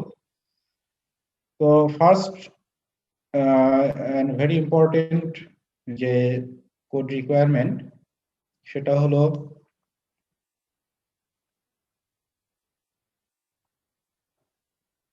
হলো তোমার still ratio, longitudinal steel ratio. তাহলে সেই রেশিওটাকে এক্সপ্রেস করা হয় রো জি দ্বারা। এটাকে এক্সপ্রেস করা হয় রো জি দ্বারা। তাহলে রো জিটা হচ্ছে কি মেইন রিইনফোর্সমেন্ট রেশিও। কিসের ratio? Longitudinal steel area divided by gross concrete area, As by Ag. এটা হচ্ছে রো জি। এই লংজিটিউডিনাল স্টিল রেশিও এর মিনিমাম ভ্যালু হচ্ছে 0.01 অর্থাৎ 1%। ম্যাক্সিমাম ভ্যালু হলো 0.08 মানে 8%। সো কলামের reinforcement should be between 1% and 8%। 1% এর কম হওয়া যাবে না, 8% এর বেশি হওয়া যাবে না। However, most columns are designed with ratios below 4%. 4% exceed করা হয় না। কারণ হলো, মনে করো 10 তলা একটা বিল্ডিং। 10 তলা বিল্ডিং মানে in general 100 feet grade beam থেকে বা গ্রাউন্ড ফ্লোর থেকে এর হাইট হলো 100 ফিট। আর তোমার রিইনফোর্সমেন্ট গুলো যে রোলিং করা হয়, সেই রোলিং লেন্থ হলো 40 ফিট, 12 মিটার। তাহলে তোমার 100 ফিটে যদি তুমি একটা বিল্ডিং কনস্ট্রাকশন করতে চাও এট এ স্ট্রেচ, তাহলে তোমার ওই রিইনফোর্সমেন্ট গুলো জোড়া দিতে হবে। কলাম, যেহেতু কলাম তো বরাবর উঠে যাবে, গ্রাউন্ড একদম ফাউন্ডেশন থেকে শুরু করে টপ ফ্লোর পর্যন্ত কলাম উঠে যাবে। তো রিইনফোর্সমেন্ট স্প্লাইসিং করতে হবে। জোড়া দেওয়ার সিভিল ইঞ্জিনিয়ারিং টার্ম হলো স্প্লাইসিং। তাহলে স্প্লাইসিং করতে হবে। তাহলে স্প্লাইসিং যদি করো, স্প্লাইসিং করে একটা ফ্লোরের সাথে আরেকটা ফ্লোরের তুমি কানেক্টিভিটি তৈরি করলাম। তাহলে যেখানে তুমি স্প্লাইসিং করছো, মনে করো এটা হচ্ছে বটম ফ্লোরের রিইনফোর্সমেন্ট, এটা হলো টপ ফ্লোরের রিইনফোর্সমেন্ট, এবং সেটার একটা সার্টেন স্প্লাইসিং লেন্থ থাকতে হবে। স্প্লাইসিং লেন্থ কত হবে? কলমের ক্ষেত্রে স্প্লাইসিং লেন্থ হচ্ছে 1.3 টাইমস এলডি ডেভেলপমেন্ট লেন্থের 1.3 টাইমস। তাহলে এখানে যে বার ইউজ করেছো সেই বারের ডেভেলপমেন্ট লেন্থের 1.3 টাইমস তোমাকে এখানে স্প্লাইসিং করতে হবে, ব্লু এন্ড রেড স্প্লাইসিং করতে হবে। তা এই স্প্লাইসিংটা যেখানে করছো সেটাও তো একটা কলামের ভিতরেই, তাই না? কলামেরই তো বার। তাহলে এখন তোমাকে কোড বলেছে যে তোমার ম্যাক্সিমাম পার্সেন্টেজ হচ্ছে 8%। তাহলে তুমি 8% যদি থাকতে হয়, তাহলে এই যে স্প্লাইস যেখানে করছো সেখানেও তো 8% থাকতে হবে। তাহলে সেখানে যদি 8% থাকতে হয়, তার মানে কি এটা হবে 4%, এটা হবে 4% ম্যাক্সিমাম। তাহলে 8% হয়ে গেল। সো দ্যাট ইজ হোয়াই নিচে যে লাইনটা সে লিখেছে যে most columns are designed with ratios below 4%। কারণ 4% তুমি যদি এক্সিড করো, তাহলে তো মনে করো তুমি যদি 5% দাও, এই যে ব্লুটাতে যদি 5% যদি 5% থাকে, তার মানে স্প্লাইসের জায়গায় তোমার হয়ে যাচ্ছে 10%। তাহলে তো একটা হলো যে কোডের যেটা তোমাকে রিকমেন্ড করা আছে, তুমি তার বাইরে চলে গেলা। বাইরে চলে গেলে প্রবলেম কোথায়? বাইরে চলে গেলে প্রবলেম হচ্ছে যে ওই যে শুরু করেছিলাম যে কলামের এই কংক্রিট প্লেসমেন্টটা একটা ডিফিকাল্ট জব, সেখানে মাচ কেয়ার ইজ নিডেড। তাহলে এই যে 8%-এর বেশি যখন তোমার রেইনফোর্সমেন্ট হয়ে যাবে, এবং এই রেইনফোর্সমেন্টটা হচ্ছে কিসের রেসপেক্টে, তার ক্রস সেকশনাল এরিয়ার রেসপেক্টে। তাহলে ক্রস সেকশনাল এরিয়ার রেসপেক্টে তোমার যখন এখানে 4 ক্রস সেকশনাল এরিয়ার রেসপেক্টে যখন তোমার এটা 8%-এর বেশি হয়ে যাবে, তখন হিউজ কনজেশন হবে। ওখানে তুমি কংক্রিট প্লেস করাই তোমার জন্য ডিফিকাল্ট হয়ে যাবে। কংক্রিট প্লেস করা, হিউজ কনজেশন তৈরি হবে। তো এই কারণে তোমার কলামের রেইনফোর্সমেন্টটা তোমাকে চেষ্টা করতে হবে যে 4% অথবা তার থেকে কমে রাখার জন্য। আদারওয়াইজ তোমার এখানে কংক্রিট প্লেসমেন্টটা উড বি ভেরি ডিফিকাল্ট। সেটার জন্য তোমার আগে থেকে কেয়ার নিতে হবে। দুইভাবে নেওয়া যায়। একটা হলো যে তুমি কলামে বড় সাইজের বার ইউজ করো, এবং বড় সাইজের যে বারগুলো সেটা আসলে কলামের জন্যই তৈরি করা, যদি স্পেসিফিক্যালি বলতে হয়। তাহলে সেটা এখানে বলা হয়েছে যে larger diameter bars are used to reduce placement cost and to avoid unnecessary congestion. তাহলে তোমার বড় সাইজের তুমি বার ইউজ করো, এবং তুমি যেখানে দেখছো যে 4% এক্সিড করে যাচ্ছে তোমার ডিজাইনে, সেখানে তুমি কি করতে পারো, এই যে concrete area, gross concrete area বা ক্রস সেকশনকে তুমি বাড়িয়ে দিতে পারো। ক্রস সেকশনকে তুমি বাড়ালে তোমার এই রেশিও কমে যাবে 4%-এর থেকে। তাহলে এইভাবে তোমার এখানে কনজেশন তোমাকে কমাতে হবে। আর এটা খুবই জেনারেল কথা। সেটা হলো যদি এটা স্কোয়ার বা রেক্টেঙ্গুলার কলাম হয়, তাহলে মিনিমাম 4টা তোমাকে বার ইউজ করতে হবে। এটা খুবই জেনারেল এবং ফানি একটা কথা, যে 4টার কম তো তুমি দিতে পারবে না, কারণ তোমার কর্নার হলো 4টা। যদি 4টার কম দাও তাহলে তো যে কোনো একটা কর্নার বাদ থেকে যাবে আর কি। So a minimum of 4 longitudinal bars is required when the bars are enclosed by a spaced rectangular or circular ties. তাহলে মিনিমাম 4টা তোমাকে বার ইউজ করতে হবে। যদি এটা স্পাইরাল কলাম হয়, টাই ইউজ না করে তুমি যদি স্পাইরাল রেইনফোর্সমেন্ট ইউজ করো ট্রান্সভার্স রেইনফোর্সমেন্ট হিসেবে, তাহলে তোমাকে মিনিমাম তোমাকে 6টা বার ইউজ করতে হবে। 6 বারস হলো স্পাইরালি রেইনফোর্স কলামের জন্য। যদি ট্রায়াঙ্গুলার কলাম হয় তাহলে এগেইন তোমার 3 কর্নারে 3টা বার তোমাকে মিনিমাম ইউজ করতে হবে। ওকে, তাহলে এই বার নাম্বারের দিকে খেয়াল রাখতে হবে।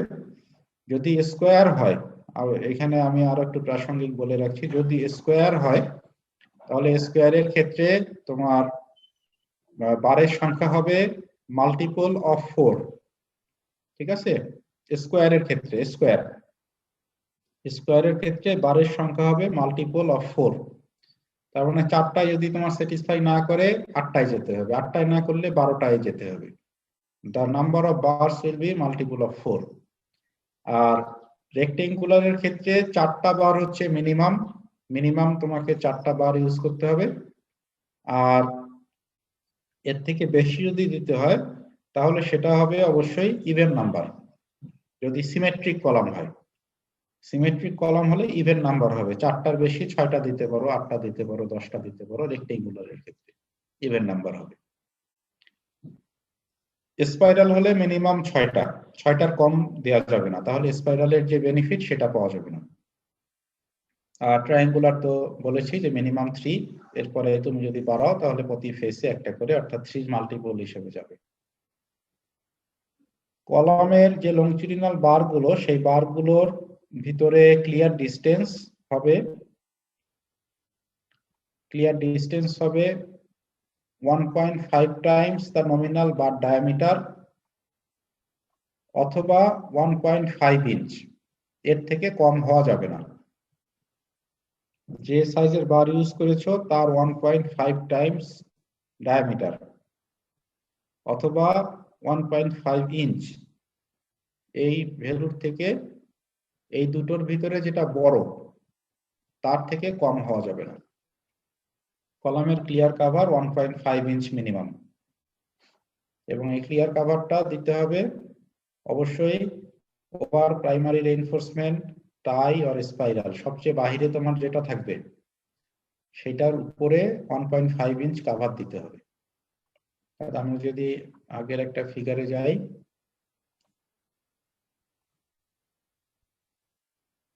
যেমন এই ফিগারটাতে যদি আমরা যাই, তাহলে এই ফিগারটাতে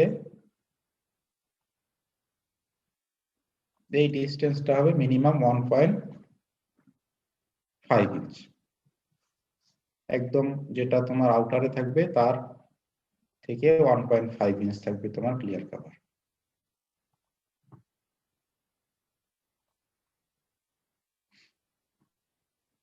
আমরা যখন ডিজাইন করব তখন আমরা আরো কিছু কোড প্রাসঙ্গিকভাবে শিখবো। এটা হচ্ছে জাস্ট কিছু একদমই বেসিক তোমাদেরকে কিছু ধারণা দিলাম। এখন কলামের ভিতরে যে টাই এবং স্পাইরাল গুলো থাকে তাদের ফাংশন কি? একটা ফাংশন হচ্ছে যে লংজিটিউডিনাল বার গুলোকে তাদের পজিশনে ধরে রাখা, তাই না? যদি এখানে যেমন এই ফিগারটাতে যদি যাই, তাহলে আমরা যদি এই টাই গুলোকে না দেই, এই টাই গুলোকে যদি না দেই, তাহলে লংজিটিউডিনাল বার গুলো যেহেতু এটা অনেক লম্বা, এর ডায়ামিটারের তুলনায় অনেক লম্বা, তাহলে এই লংজিটিউডিনাল বার গুলো তার পজিশনে থাকবে না, হয়তো কোনোটা এইদিকে বেঁকে যাবে, কোনোটা এইদিকে হেলে যাবে, তার পজিশনে থাকবে না। তার পজিশনে ধরে রাখার জন্য আমাদের টাই বা স্পাইরাল দরকার। আর সেকেন্ড হলো যে তোমার কলামটা স্লেন্ডার নাও হতে পারে, কলামটা হয়তো বা শর্ট কলাম, লেন্থের তুলনায় তোমার যে এর মিনিমাম যেটা ডাইমেনশন রয়েছে, মিনিমাম ক্রস সেকশনাল যে ডাইমেনশন রয়েছে, সেই ক্রস সেকশনাল ডাইমেনশনটা ওই রেশিওর স্লেন্ডারনেস রেশিও থেকে কম। কিন্তু কলামের ভিতরে তুমি যে স্টিল ইউজ করেছো, লংজিটিউডিনাল স্টিল যেটা ইউজ করেছো, সেটা ডেফিনেটলি স্লেন্ডার।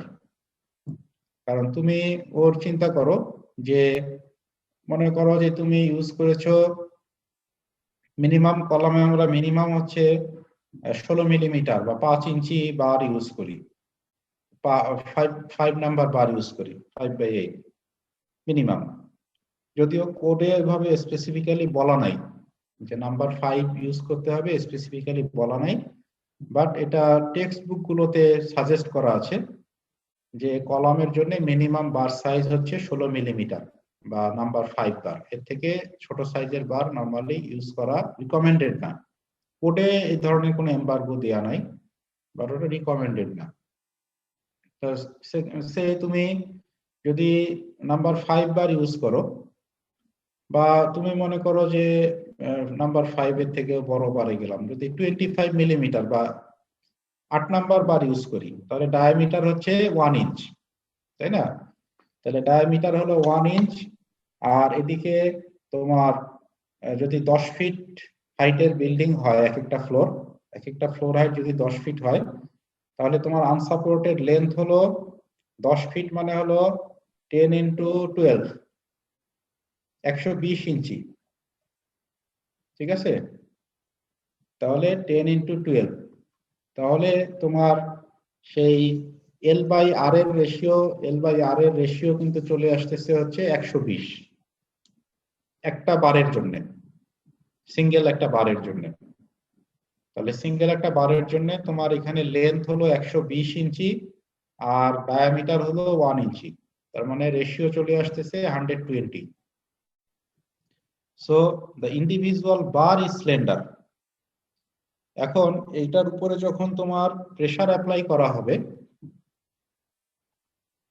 তোমরা যদি আমার এখানে স্পিকার ভিউতে দাও, তাহলে দেখতে পারবা, এই যে মনে করো এটা একটা তোমার সেরকম একটা কলাম, সেই স্টিলের স্কেল, এটি আমার খুবই এটা পছন্দের জিনিস তোমাদেরকে ডেমনস্ট্রেট করার জন্য। তো যদি এটা তোমার সেরকম একটা স্লেন্ডার মেম্বার হয় যে এর ডাইমেনশনটা খুবই থিন, লেন্থ অনেক বেশি, তাহলে এর উপরে যখন তুমি লোড অ্যাপ্লাই করবা তাহলে দেখো এটা এভাবে বেন্ড হয়ে যাবে, স্লেন্ডার মেম্বার।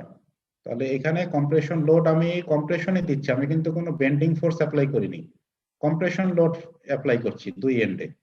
তাহলে এটা কিন্তু দেখো এভাবে বেন্ড হয়ে যাচ্ছে। So this is a true example of slender column, যে তুমি কম্প্রেশন লোড অ্যাপ্লাই করছো আর এটা এইভাবে বেন্ড হয়ে যাচ্ছে। তার মানে কি তার বেন্ড যত হবে কম্প্রেশন লোড ক্যারিং ক্যাপাসিটি তার তত কমে যাবে।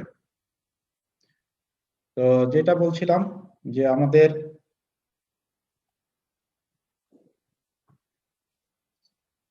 কলামটা slender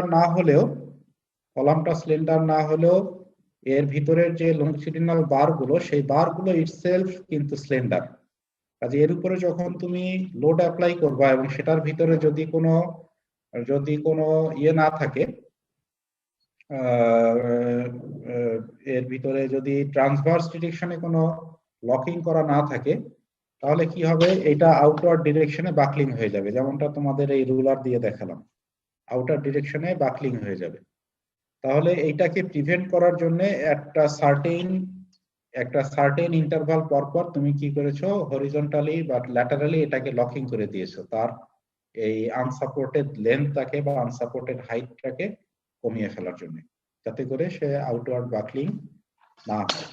so this are the two basic functions of tie or spiral. তো তোমাদেরকে এখানে একটা ছোট এক্সাম্পল দেই টাই এবং স্পাইরালের ফাংশন সম্পর্কে। ফার্স্ট চিন্তা করো যে আমরা ছোটবেলায় আমরা খেলেছি, ওই তখন তো খুব বেশি খেলনার উপকরণ ছিল না, এখন তো অনেক রকমের খেলনা পাওয়া যায়, বা এখন পাওয়া গেলেও আমি দেখেছি যে ওই ধরনের যে খেলাগুলো এটা বাচ্চারা এখনো পছন্দ করে। সেটা হচ্ছে, যদিও সেটা সুযোগ কম, ওই তোমার বালু দিয়ে ছোট একটা ঢিবির মতো তৈরি করে, বালু দিয়ে, এরপরে ওই তোমার মনে করো যে একটা স্যান্ড হিল টাইপের তৈরি করলো, একটু পরে আবার ওটা ভেঙে দেয়, বা ওই বালুর ভিতরে বিভিন্ন রকমের স্যান্ড দিয়ে বিভিন্ন রকমের টম তৈরি করে, ওইটাই খেলা, মানে তৈরি করে আবার ভাঙে, খেলা এটাই। তো সেরকমই একটা এক্সাম্পল তোমাদেরকে দেই, তোমরাও অনেকে খেলেছো এখনো, বা তোমাদের পরিবারে যাদের ইয়ে আছে, ছোট ভাই বোন ভাগনা ভাতিজা আছে, তোমরাও দেখবা যে ওই ধরনের খেলা তারা এখন পছন্দ করে, যদিও অনেক হাইটেক খেলনা এখন বের হয়েছে, তারপরেও মানে শিশু সুলভ বইগুলো থাকে। এবং আমরা যখন বিদেশে ছিলাম তখন তোমরা যারা হয়তো বা গিয়েছো দেখবা যে ওখানে বাচ্চাদের জন্য যে পার্ক গুলো তৈরি করা আছে, যে পার্ক, ওখানে তো অসংখ্য পার্ক খেলার জন্য, তো যে পার্ক গুলো তৈরি করা আছে, এই পার্কের ভিতরে ডেডিকেটেড কিছু পোরশন থাকে যেটা বালু দিয়ে তৈরি, কমপ্লিটলি বালু, এবং ওখানে বাচ্চারা খুব পছন্দ করে ওই জায়গাটাতে খেলতে। মানে কিছু কিছু পার্ক আছে পুরাটাই স্যান্ডি একদম, ওখানেও তোমার ওই দোলনা টোলনা স্লিপার, তোমার ওই যে সিস হ্যান ত্যান সবকিছুই আছে, কিন্তু গ্রাউন্ডটা হলো পুরাটাই হলো বালুর। আর যদি ওরকমও না হয়, গ্রিন পার্ক যদি হয় যে পুরাটাই হচ্ছে তোমার গ্রিনারি, কিছু অংশ ডেফিনেটলি থাকবে যে এই পার্কটা হচ্ছে স্যান্ড দিয়ে তোমার তৈরি, সেখানে বাচ্চারা খেলে স্যান্ড দিয়ে। ওই যে যেটা বললাম, আমরা যেটা আজকে থেকে 40-45 বছর আগে খেলেছি, যে সেই খেলাগুলো তারা খেলে। হয়তো বা এর সাথে চাইল্ড সাইকোলজির কোনো বিষয় থাকতে পারে, আমি জানি না। আমি কানাডাতে, জাপানে আমি দেখেছি যে এই ধরনের পার্ক বাচ্চাদের জন্য এখনো আছে। তো আমরা যদিও বাংলাদেশে ওই ধরনের কিছু প্রিজার্ভ করতে পারছি না, বা আমাদের এখনো সেই লেভেলের ইয়েটা ডেভেলপ করে নাই, কিন্তু আমরা কিন্তু ছোটবেলায় যেগুলো দিয়ে খেলতাম, ওরা কিন্তু এখনো সেই হেরিটেজ গুলোকে ওরা ধরে রাখছে। এনিওয়ে, তো এখানে আমি যেটা এক্সাম্পল তোমাদেরকে দিচ্ছি সেইটা স্যান্ড রিলেটেড, সেই স্যান্ডের হিল বা টম সেই রিলেটেড। তুমি যখন একটা স্যান্ড দিয়ে একটা টম তৈরি করলে, একটা ঢিবি তৈরি করলা, তো এরপরে তুমি যখন ওর উপরে সামান্য কিছু প্রেসার অ্যাপ্লাই করবে, তুমি পা দিয়ে দাও বা হাত দিয়ে দাও, ওটা ভেঙে পড়ে যাবে। এখন ওই সেম কোয়ান্টিটির স্যান্ড তুমি করলে কি, এবার এটাকে একটা স্টিলের একটা বা যে কোনো একটা প্লাস্টিকের হোক স্টিলের হোক যে কোনো একটা কন্টেইনারের ভিতরে তুমি ভরলে, সেম কোয়ান্টিটির স্যান্ড, সেম স্যান্ড, একই ম্যাটেরিয়াল, তুমি এখানে কি করলা, একটা প্লাস্টিকের বা স্টিলের বা টিনের হোয়াটএভার একটা কৌটা বা একটা বড় ড্রাম বা কিছুর ভিতরে তুমি সেই স্যান্ডটাকে এখানে ভরলে, পরে এখন তুমি ওর উপরে পা দিয়ে হোক হাত দিয়ে হোক প্রেসার ক্রিয়েট করো, তাহলে কি ডিফারেন্স তুমি লক্ষ্য করবা? তুমি যে ডিফারেন্সটা লক্ষ্য করবা সেটা হচ্ছে যে তার লোড ক্যারিং ক্যাপাসিটি অনেক বেড়ে গেছে। কি কারণে বাড়লো? Because of the confinement. এই যে আগে এর এই কনফাইনমেন্টটা আগে ছিল না, তো কনফাইনমেন্টটা না থাকার কারণে সামান্য যখন লোড অ্যাপ্লাই করা হয়েছে সেটা চুরমার হয়ে ভেঙে পড়ে গেছে স্যান্ডের সেই টমটা। আর সামান্য কিছু কনফাইনমেন্ট যখন তুমি প্রোভাইড করেছো ইন এনি ফর্ম, যে কোনো ফর্মে তুমি কনফাইনমেন্ট যখন প্রোভাইড করেছো তার কিন্তু load carrying capacity tremendously increase করেছে। এবং এই লোডটা তুমি যত বাড়াতে থাকবে এটা ততক্ষণ পর্যন্ত সে লোড নিতে থাকবে যতক্ষণ পর্যন্ত না তোমার যে ড্রামটা, যে কনফাইনিং যে ড্রামটা, সেই ড্রামটা বার্স্ট না হয়, যতক্ষণ এটা ফেটে না যায় ততক্ষণ পর্যন্ত তার উপরে কিন্তু তুমি গ্র্যাজুয়ালি লোড তুমি বাড়াতেই পারবে। সো এই যে কনফাইনিং যে ইফেক্টটা, এই কনফাইনিং ইফেক্টটাকে অনেকটাই তোমার কম্পেয়ার করা হয়েছে স্পাইরালের সাথে, যে তুমি যখন এটাকে স্পাইরাল ট্রান্সভার্স ডিরেকশনে স্পাইরাল রেইনফোর্সমেন্ট দিয়ে যখন তুমি এটাকে কনফাইন করে ফেলবা, so it will act like the sand drum model, যে এর যে এক্সিয়াল লোড ক্যারিং ক্যাপাসিটি ছিল তার থেকে বহু বহু গুণে তার লোড ক্যারিং ক্যাপাসিটি তখন বেড়ে যাবে বিকজ অফ দ্য কনফাইনিং ইফেক্ট। এবং তোমার স্পাইরালটা যতক্ষণ না ফেল করবে ততক্ষণ পর্যন্ত সে এখানে লোড নিতে থাকবে। সিমিলারলি আমরা যদি টাইয়ের ক্ষেত্রে আসি, তাহলে টাইয়ের ক্ষেত্রেও এই যে দেখো একটা কলাম, এখানে লংজিটিউডিনাল বার গুলোকে টাই দ্বারা এনক্লোজ করা হয়েছে, তো এখানেও তার লোড ক্যারিং ক্যাপাসিটি অবশ্যই আনসাপোর্টেড যে লেন্থ ছিল তার থেকে অনেক গুণে বেড়ে যাবে, কিন্তু স্পাইরালের থেকে টাইয়ের যে স্পেসিং, একটা টাই থেকে আর একটা টাইয়ের ভিতরে যে স্পেসিং, সেই স্পেসিং গুলো বেশি। আমরা ডিজাইন করার সময় দেখবো এই যে একটা টাই থেকে আর একটা টাইয়ের ভিতরে যে স্পেসিং, এই স্পেসিং গুলো অনেক বেশি স্পাইরালের থেকে।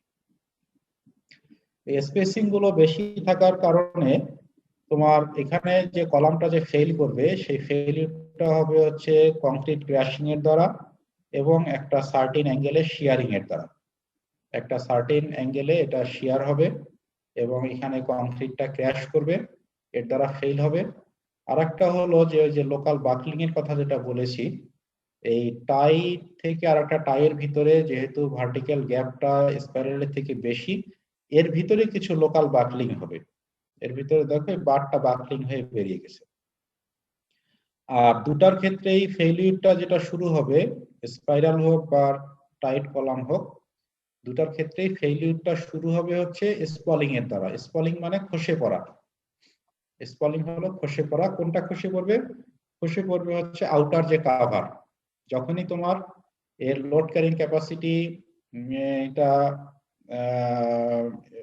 এর লোডটা অ্যাপ্লাইড লোডটা ক্যাপাসিটির কাছাকাছি চলে আসবে, তো ফার্স্ট ভিতরের যেটা কোর কংক্রিট, এর কোর কংক্রিটটা তো কনফাইন্ড অবস্থাতে রয়েছে, তো সেটা কাজ করবে এই স্যান্ড ড্রাম মডেলের মতো। বাট এর বাহিরে তোমার যে কংক্রিট কাভার যেটা রয়েছে সেটা তো কনফাইন্ড অবস্থাতে নেই, তাহলে কংক্রিট কাভারটা প্রথমেই তোমার স্পলিং হয়ে যাবে, খসে পড়ে যাবে, but it will continue to carry the load.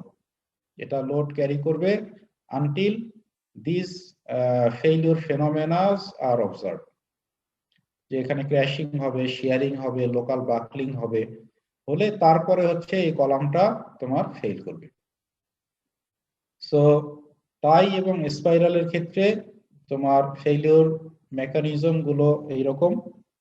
তো সেটাকে যদি আমরা জাস্ট 1 মিনিট হলো আমরা একটু গ্রাফিক্যালি দেখি, তাহলে গ্রাফিক্যালি যদি দেখি তাহলে একটা কোয়ালিটেটিভ গ্রাফ আমরা এরকম দেখতে পারি। এক্স এক্সিসে আছে ডিফরমেশন, ওয়াই এক্সিসে আছে লোড।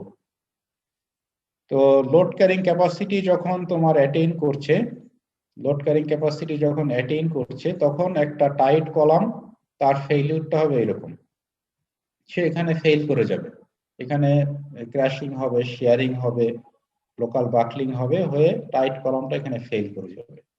আর স্পাইরাল কলামের ক্ষেত্রে তোমার এর আলটিমেট যে লোড, এই লোডটা খুব বেশি হয়তো বা বাড়বে না, খুব বেশি লোড বাড়বে না, but it will have a more gradual failure. এর ফেইলিউরটা অনেকক্ষণ লম্বা সময় ধরে তোমার ফেইলিউরটা গ্র্যাজুয়ালি হবে।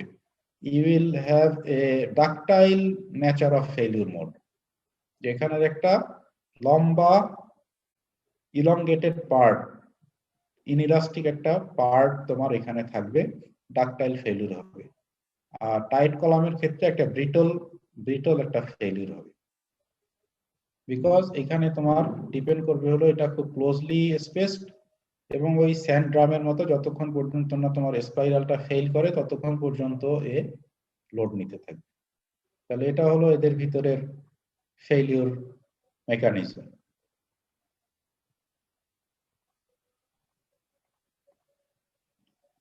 এখন this is going to be the last slide for today.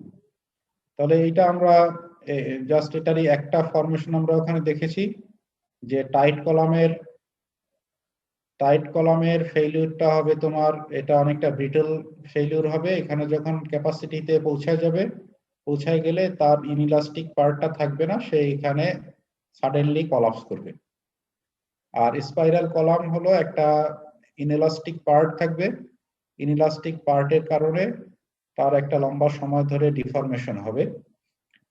তো সেখানে তোমার যদি স্পাইরাল যে রেশিও সেটা যদি বেশি হয় তাহলে ক্যাপাসিটি কিছু তুমি বেশিও পেতে পারো। যদি লাইট স্পাইরাল হয় তাহলে তোমার ধীরে ধীরে ক্যাপাসিটি তোমার কিছু কমে যাবে। এখন আমেরিকান কোডে একটা জিনিস সাজেস্ট করেছে, সেটা হলো যে কলামের স্পাইরাল হোক বা টাইট কলাম হোক, এর স্পলিং যখন হয়ে যায়, যখন এর কাভারটা খসে পড়ে, তখনই অ্যাস্থেটিক্যালি এই কলামটা আর সার্ভিসেবল থাকে না, ওই কলামটাকে আর সার্ভিসেবল মনে করা হয় না। যদিও টাইট কলামের থেকে স্পাইরাল কলামে আমরা লম্বা সময় ধরে একটা ওয়ার্নিং পাচ্ছি যে it is going to fail, আর টাইট কলামে তুমি ওয়ার্নিংটা পাচ্ছ না, তার আগে এটা কলাপস করে যাচ্ছে। তো স্পাইরাল কলামে যেহেতু আমরা বলছি যে স্পলিং হয়ে গেলে আর ক্যাপাসিটি আমরা এটাকে সার্ভিসেবল ধরছি না, কাজে আমার এখানে হেভি স্পাইরাল করে কি লাভ? That is their question from the ACI code. So ACI suggest করছে যে we will take the advantage of the longer inelastic part, but we are not going to invest any more money for the heavy spiral. আমরা স্পাইরালটাকে এমন একটা রেশিওতে রাখবো যেখানে তার capacity আর বাড়ার প্রয়োজন নাই, কারণ আমি তো ওই কলামটাকে আর সার্ভিসেবল বলছি না। কাজে আমরা এখানে যেই লোড এসে ফেল করে সেই লোডই থাকবে, but we want a longer inelastic part.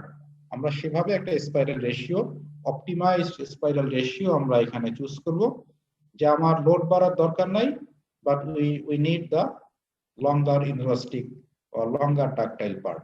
সেটা হচ্ছে তোমার এসিআই স্পাইরাল।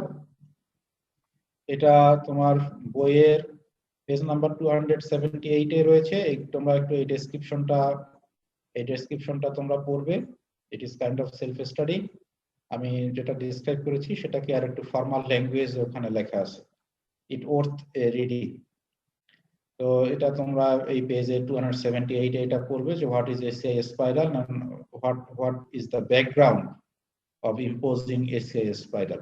আমি তোমাদের একটু বলেছি কিছুটা, আর ওখান থেকে কিছুটা তোমরা শিখবে। তো আজকের ক্লাস এই পর্যন্তই।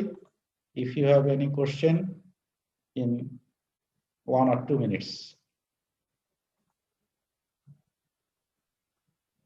কারো কোনো প্রশ্ন আছে আজকের ক্লাসের উপরে? স্যার আমাদের এই টাই আর স্পাইরাল এই দুইটা কি স্যার মানে কোনো বিশেষ ক্রাইটেরিয়া আছে যে এইখানে ইউজ করা যাবে এইখানে ইউজ করা যাবে না, বা মানে স্ট্রাকচারের উপর ডিপেন্ড করে কি স্যার এটা কোনো ডিফারেন্স আসে কিনা ইউজের? হ্যাঁ, এটা ইউজে আসে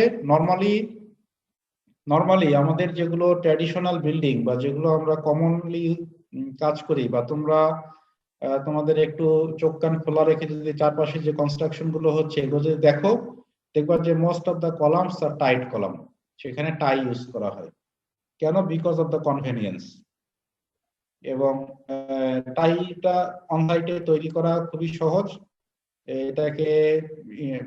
এটাকে এক্সিকিউট করা, ইম্পোজ করা খুবই সহজ। Most of the columns are tied column. But যদি তোমার ওখানে হেভিলি লোডেড কলাম হয়, বা তোমার বিশেষ করে টল বিল্ডিং যদি হয়, মনে করো সে তুমি 20 তলা 22 তলা এরকম একটা বিল্ডিং ডিজাইন করছো, সেরকম ক্ষেত্রে স্পাইরাল কলাম তোমার প্রয়োজন হতে পারে। আদারওয়াইজ ওখানে কলামের যে সাইজ তোমার আসবে, দেখা যাবে যে অনেক বেশি ফ্লোর এরিয়া কনজিউম করে ফেলছে তোমার কলামটা। But in most of the common buildings tied columns are common. Okay, আর কারো কোনো কোশ্চেন? ঠিক আছে, তাহলে থ্যাংক ইউ ভেরি মাচ। আজকের আমরা ক্লাস এখানেই শেষ করছি। আল্লাহ হাফিজ।